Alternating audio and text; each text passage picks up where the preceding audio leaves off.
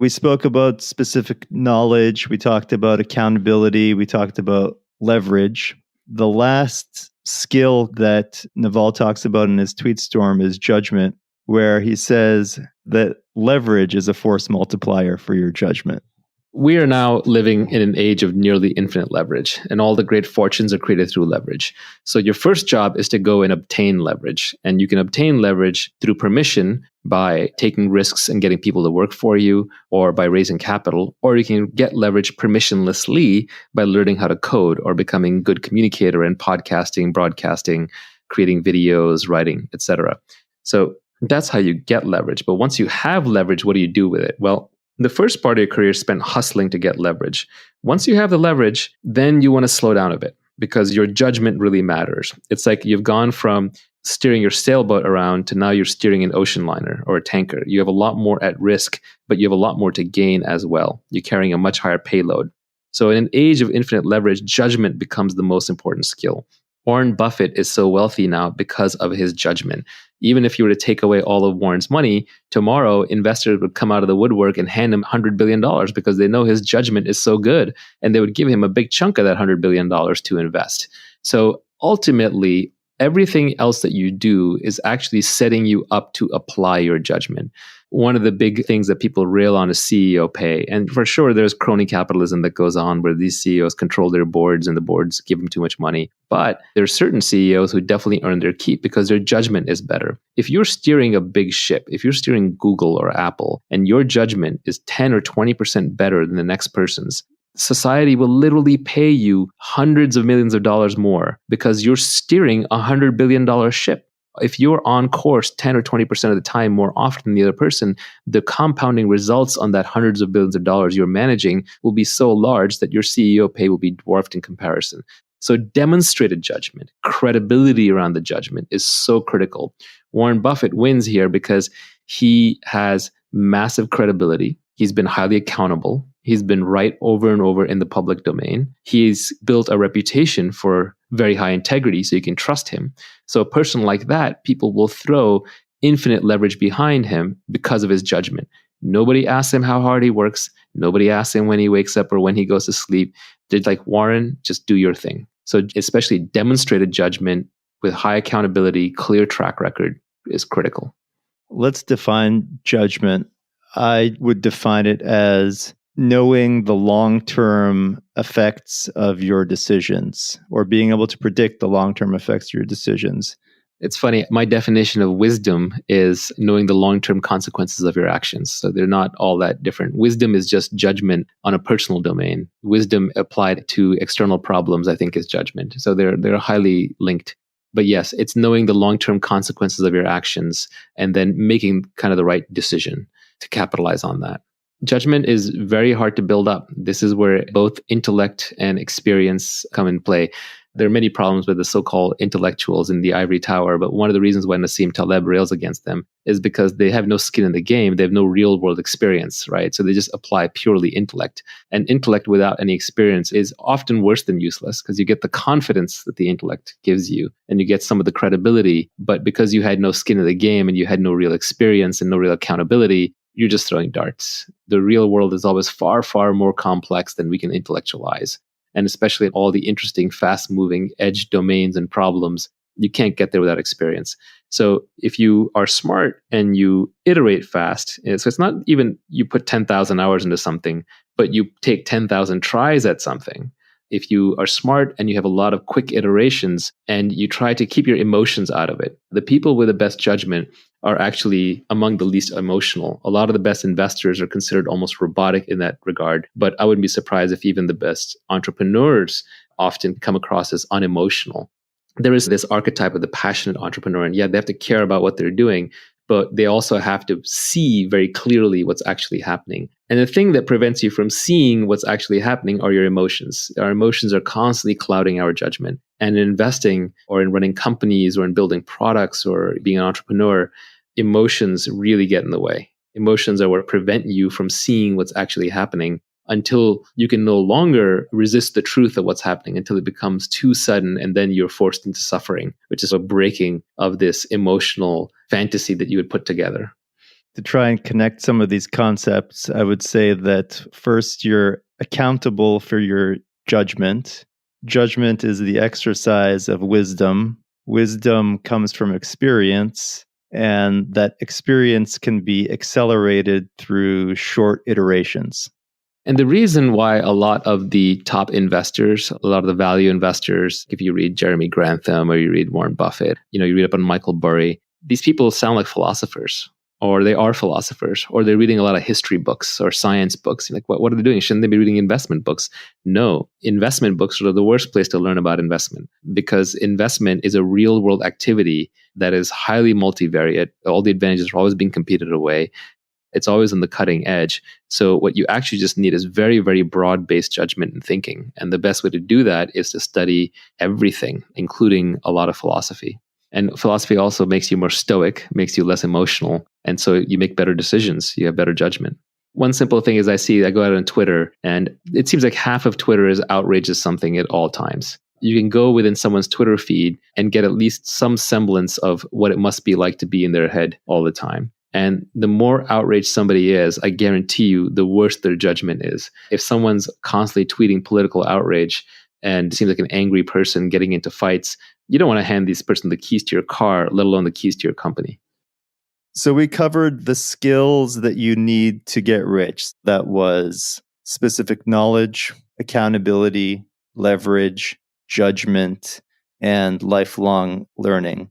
Let's talk a little bit about the importance of working hard and valuing your time. So no one is going to value you more than you value yourself. So you just have to set a very high personal hourly rate, and you have to stick to it. So even since when I was young, I just decided that I was worth a lot more than the market thought I was worth, but I started treating myself that way. So always factor your time into every decision. How much time does it take? Oh, it's going to take me an hour to get across town to get this thing. Well, I value myself at $100 an hour. That's throwing $100 out of my pocket. Am I going to do that? You buy something from Amazon, they screwed it up, you have to return it. Is it worth your time to return it? Is it worth the mental hassle? Keep in mind that you have less work hours, you have less mentally high output hours. Do you want to use them to run errands and solve little problems, or do you want to save them for the big stuff? All the great scientists were terrible at managing their household life. None of them had a clean, organized room, or made all their social events on time or sent their thank you cards. You can spend your life however you want, but if you want to get rich, it has to be your number one overwhelming desire, which means that it has to come before anything else, which means you can't be penny pinching. This is what people don't understand.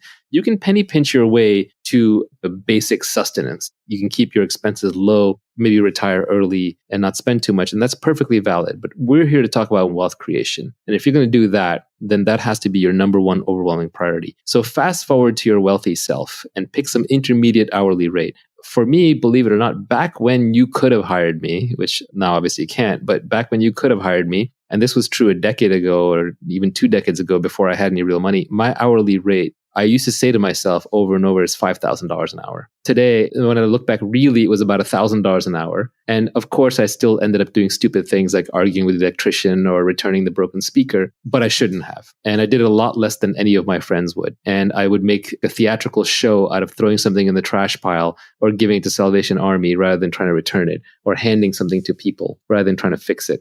I would argue with my girlfriends, and even today to my wife, like, I don't do that. That's not a problem that I solve. I still argue that with my mother when she hands me like little to-dos. I just don't do that. I would rather hire you an assistant. And this was true even when I didn't have money. Another way of thinking about something is that if you can outsource something or not do something for less than your hourly rate, outsource it or don't do it. So if you can hire someone to do it for less than your hourly rate, hire them. That even includes things like cooking. Now, you may want to eat your healthy home-cooked meals, but if you can outsource it, do that instead. And I know some people will say, well, what about the joy of life? And what about getting it right just your way? Sure, you can do that, but you're not going to be wealthy because now you've made something else a priority. Paul Graham said it pretty well for Y Combinator startups. He said you should be working on your product and getting product market fit, and you should be exercising and eating healthy. Like, that's about it. That's kind of all you have time for while you're on this mission. So set a very high hourly aspirational rate for yourself and stick to it. And it should seem and feel absurdly high. If it doesn't, it's not high enough. And whatever you picked, my advice to you would be raise it. Like I said, for myself, even before I had money, for the longest time, I used $5,000 an hour. And if you extrapolate that out into what it looks like as an annual salary, it's multiple millions of dollars per year. Ironically, I actually think I've beaten it. When I look back, because I'm not the hardest working person, I'm actually kind of a lazy person. So I work through bursts of energy where I'm really motivated with something. So if I actually look at how much I've earned per actual hour that I've put in, it's probably quite a bit higher than that. So let's talk about hard work. There's this battle that happens on Twitter a lot between should you work harder and should you not? Like David Hauser's on there saying it's like you're slave driving people. And Keith Rabois is always on there saying like, no, all the great founders work their fingers to the bone. And they're talking past each other. First of all, they're talking about two different things. David is talking about employees in a lifestyle business, which is fine. Your number one thing in life, if you're doing that, is not getting wealthy. You have a job, you also have your family, you also have your life. But Keith is talking about the Olympics of startups. He's talking about the person going for the gold medal and trying to build a multi-billion-dollar public company. That person has to get everything right. They have to have great judgment. They have to pick the right thing to work on. They have to recruit the right team, and they have to work crazy hard because they're basically engaged in a competitive sprint. So if getting wealthy is your goal, you are going to have to work as hard as you can. But hard work is absolutely no substitute for who you work with and what you work on. What you work on is probably the most important thing.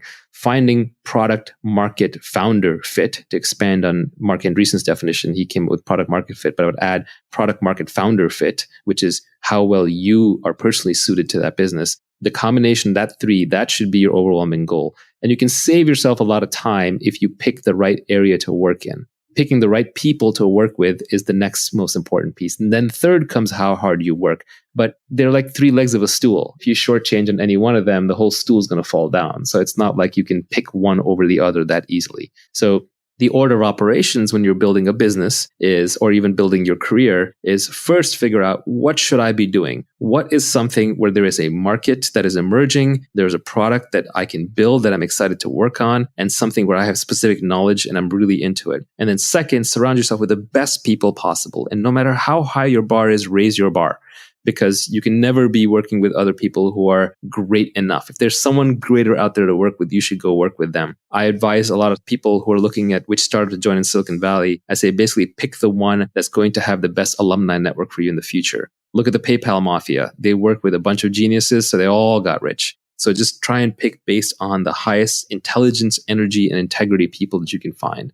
And then finally, once you've picked the right thing to work on and the right people to work with, then you work as hard as you can. This is where the mythology gets a little crazy. People will work 80, 120-hour weeks. A lot of that's just status signaling. It's showing off. Nobody really works 80 to 120 hours a week sustained at high output with mental clarity. Your brain breaks down. You just won't have good ideas.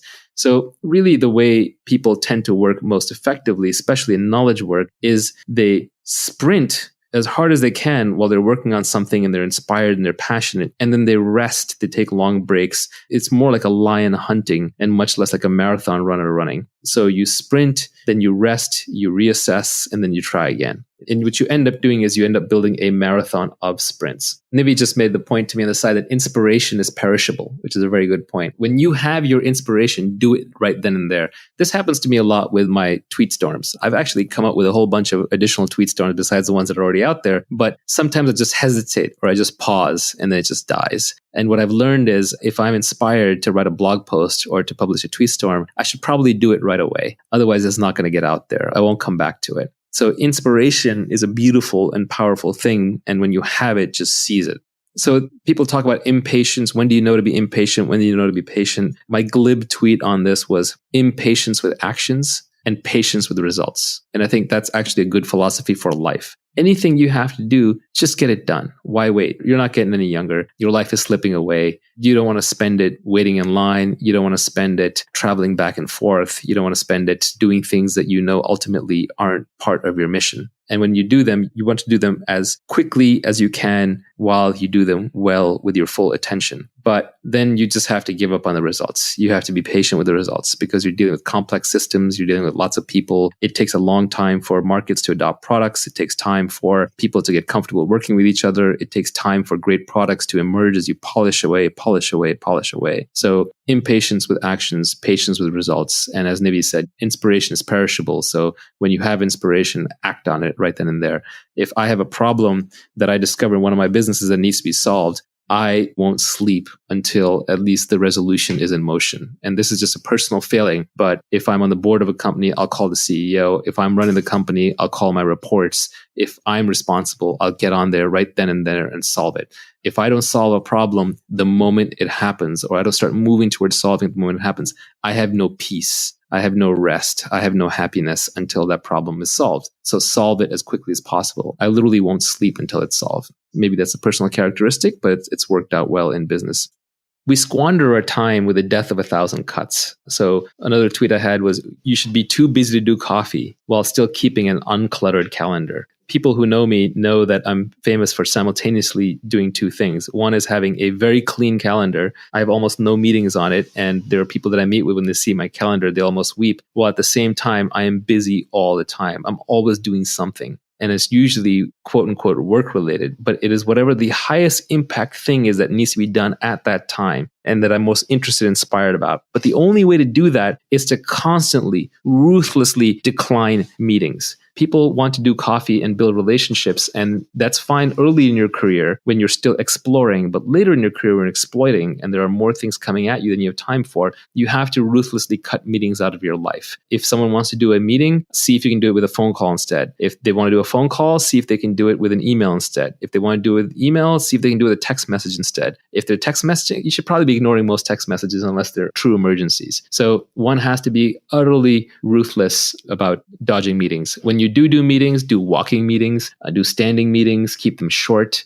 keep them actionable, keep them small. Any meeting with 8 people in it sitting around a conference table, nothing is getting done in that meeting. You're literally just dying 1 hour at a time. Doing coffee reminds me of an old quote, I think, from Steve Jobs when they asked him, hey, why doesn't Apple come to conventions? Or why don't you come to my convention? And his response was, well, then because we wouldn't be here working. Yeah, I used to have a tough time turning people down for meetings, but now I just tell them outright. I just say, look, I don't do non-transactional meetings. I don't do meetings without a strict agenda. I don't do meetings unless we absolutely have to. Nivi used to do this. He would email people when they would ask Nivi and I for a meeting, like coffee meeting, get to know you. He would say, we don't do meetings unless it's life and death urgent. And then that person has to respond, yeah, it's life and death urgent, or there's no meeting. When you have something important or something valuable, other busy, interesting people will meet with you. Your calling card has to be, hey, here's what I've done. Here's what I can show you. Let's meet and I'll be respectful of your time if this is useful to you. And I find that there are very busy, important people who will take your meeting, but you have to come with a proper calling card. All the people who tweet and who email famous or rich people saying, hey, if I could just get one meeting with you, and they're vague about it, they're not going to get anywhere in life. You have to build up the credibility. When, for example, an investor in the tech business and the venture business looks at a startup, the first thing they want to see is they want to see some evidence of product progress. They don't just want to even see a slide deck. They want to see product progress, because the product progress is the resume for the entrepreneur. It is the unshakable, unfakeable resume. So you have to do the work. To use a crypto analogy, you have to have proof of work. If you have proof of work and you truly have something interesting, then you shouldn't hesitate to put it together in an email and send it to somebody. But even then, when you're asking for a meeting, you want to be super actionable about it. But I would say even the other side, even if you yourself haven't made it yet, if you think you're going to make it by going out and networking and doing a whole bunch of meetings, you're probably incorrect. Yes, networking can be important early in your career. And yes, you can get serendipitous with meetings, but the odds are pretty low. And as we spent time talking about earlier, when you are just meeting people and hoping to get that lucky break, you're relying on type 1 luck, which is blind luck, and type 2 luck, which is hustle luck. But what you're not getting is type 3 or type 4 luck, which are the better kinds, where you spend time developing a reputation, working on something, developing a unique point of view, and being able to spot opportunities that others can't. A busy calendar and a busy mind will destroy your ability to do great things in this world. If you want to be able to do great things, whether you're a musician or whether you are an entrepreneur or whether you're an investor, you need free time and you need a free mind.